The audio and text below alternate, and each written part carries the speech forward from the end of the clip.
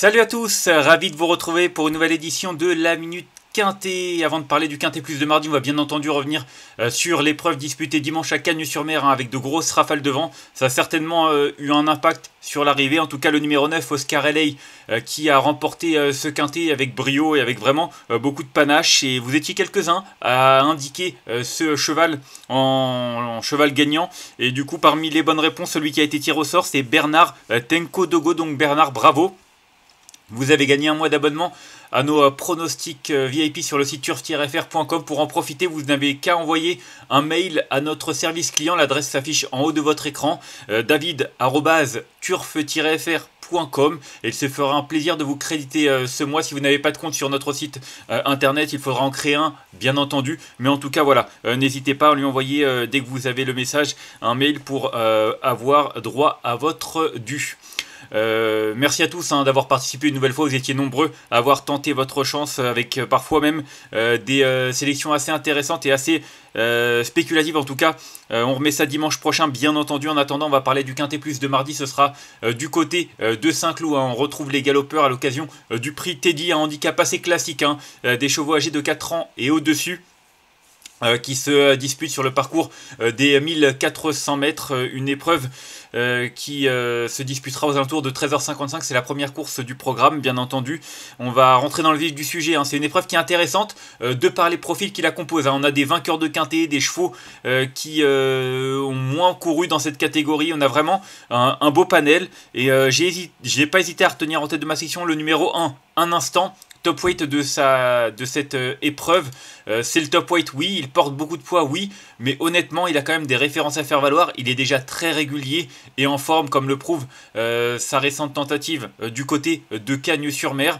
Il n'a couru qu'à 2 reprises dans les handicaps. D'ailleurs, on ne l'a plus revu dans cette catégorie depuis plus d'1 an, et une victoire en valeur 39 du côté de Cagnes-sur-Mer. Depuis, il a quand même réalisé de belles sorties, notamment au niveau listed, où il a réussi à se placer à 2 reprises sur le podium. La forme est là, il est passé en 43, mais sa dernière sortie m'a plu. 3ème d'une classe 1 derrière Cambronne et Ten Horns. Il est battu d'un nez par Ten Horns. Ten Horns, c'est un cheval qui a gagné handicap en valeur 45. Donc honnêtement, à poids égal, il a réussi à quasiment lui tenir la dragée haute, puisqu'il a été battu d'un nez. Il est pris en valeur 43. Donc en théorie, je pense qu'il a bien 1,5 kg, voire 2 kg pour remporter une telle épreuve. Après, voilà, c'est de la théorie, mais moi j'adore ça, et c'est vrai qu'avant le coup, non seulement il est en forme, mais en plus, ce qu'il faut également souligner, c'est qu'il n'a couru qu'une seule fois à Saint-Cloud pour une victoire. Donc voilà, c'était sur 1200 mètres certes, mais la distance ne va pas lui poser de problème. Pour moi, il a vraiment tout pour plaire, et c'est un concurrent qui devrait logiquement lutter pour la victoire. Ensuite, j'ai retenu en 2e position le numéro 3, Lancelot Gold, un cheval qui a été récupéré par Jérôme Régnier et qui a d'entrée de jeu remporté un quintet pour son nouvel entraîneur. C'était sur l'hippodrome de Cagnes-sur-Mer fin janvier, avant de confirmer avec la pénalisation en terminant 3ème. Je crois que c'était une des courses références, le 10 février, ouais c'est ça, derrière Tumblr. En tout cas, il prouvait qu'il avait encore de la marge à ce niveau-là.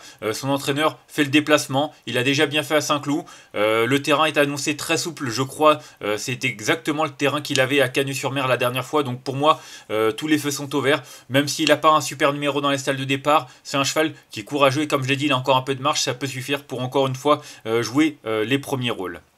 Ensuite, j'ai retenu le numéro 2, Tumblr, qui méritait de trouver son quintet. Il a enfin réussi à y parvenir. C'était le 22 février dernier sur l'hippodrome de Cagnes-sur-Mer. Il l'a fait de belle manière sur la PSF cagnoise. Auparavant, il avait terminé 2ème d'un quintet référence devant Lancelot Gold. Alors maintenant, voilà, faut voir ce que ça va donner en valeur 42. J'ai pas de référence en valeur 42 où il a bien fait dans des quintets. Il a déjà bien fait en 38,5. C'est la valeur à laquelle il a gagné son quintet, bien entendu. Mais c'est vrai qu'il a vraiment tellement progressé. Le style dernièrement était vraiment tellement impressionnant que je me dis, franchement, il peut encore repousser ses limites. En plus, il a un super numéro dans les stalles de départ. C'est un attentiste. Il adore la piste de Saint-Cloud. Ça aussi, ça à prendre en considération. À Saint-Cloud, il est vraiment dans son jardin. Mis à part une 6ème place, en 6 tentatives, il a toujours terminé dans les 5 premiers. Donc voilà, rien à ajouter. Pour moi, c'est également une priorité.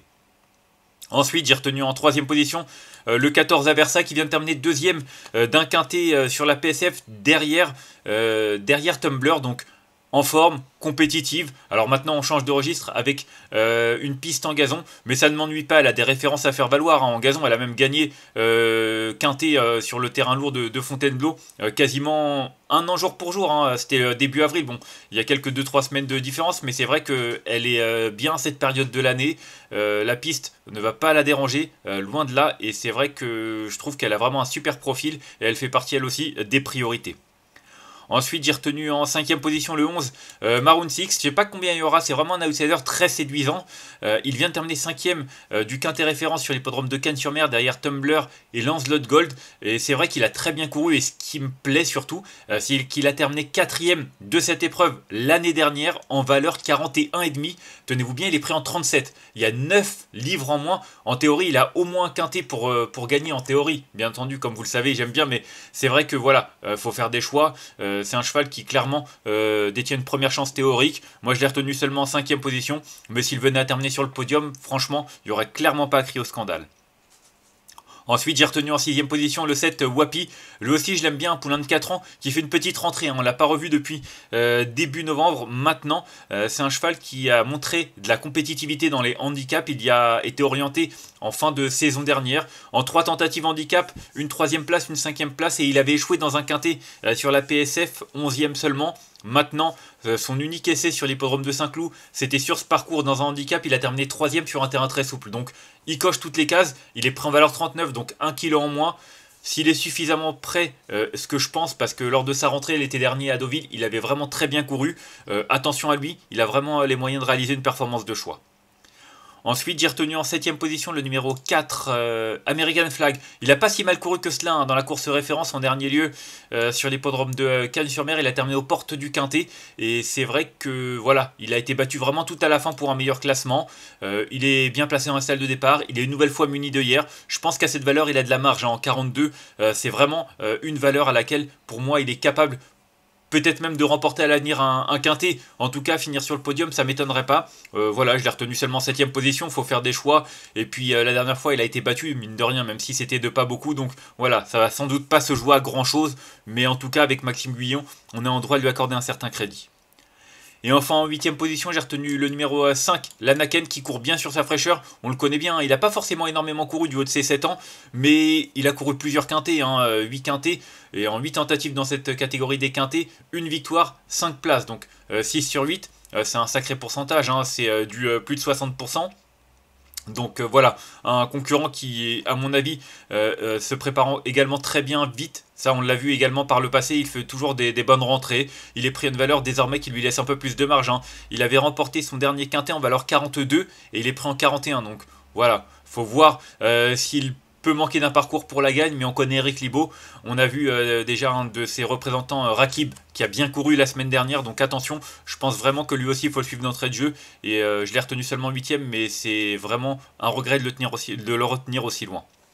Et enfin, en cas de non partant, j'ai retenu le numéro 8, Grand Son of Calix, un cheval qui a échoué dans cette catégorie pour son unique essai. Maintenant, il était pris en valeur 43, là il est en 39. Alors, c'est vrai que ces 2 tentatives de l'année sont assez moyennes. Maintenant, c'est vrai que ces 3 échecs ont eu lieu sur PSF, hein, les 3 dernières courses qu'il a courues. Donc attention, je pense que le fait de revenir sur gazon, ça va lui plaire.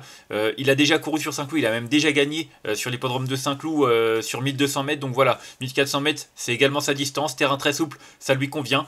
Voilà, il y a des petits doutes à cause de ses dernières sorties, mais franchement, à cette valeur, s'il montre son vrai visage, je pense même qu'il est capable d'en gagner un. Maintenant, il y a vraiment des doutes, c'est pour ça que c'est juste un regret, mais c'est un vrai regret. On va faire un petit récapitulatif de ma sélection avec l'As que j'ai retenu devant le 3, le 2, le 14, le 11, le 7, le 4 et le 5. Et en cas de non partant, le numéro 8. J'ai vraiment l'impression que ça peut se jouer en haut de tableau, hein. J'ai retenu As, 3 et 2 en tête de ma sélection. Et pour moi, c'est des concurrents qui peuvent encore lutter pour la victoire. En tout cas, qui peuvent les 3 remporter une telle épreuve. Il y en a un qui l'a remporté il y a récemment, l'autre aussi. Mais je pense qu'il y en a qui ont de la marge. Enfin, voilà, vous avez compris. Je vous ai fait déjà un topo sur ces candidatures. Et As, 3, 2 sont vraiment mes préférés. On va se quitter là-dessus. Moi, je vous remercie de m'avoir suivi pour cette nouvelle édition de la Minute Quintet. Si vous avez aimé cette vidéo, n'hésitez pas à la liker, à la partager ou encore à vous abonner à notre chaîne YouTube en cochant la petite cloche pour être au courant des prochaines vidéos. On se retrouvera demain du côté de Laval. D'ici là, je vous souhaite une excellente journée et de bons jeux à tous. Bye bye.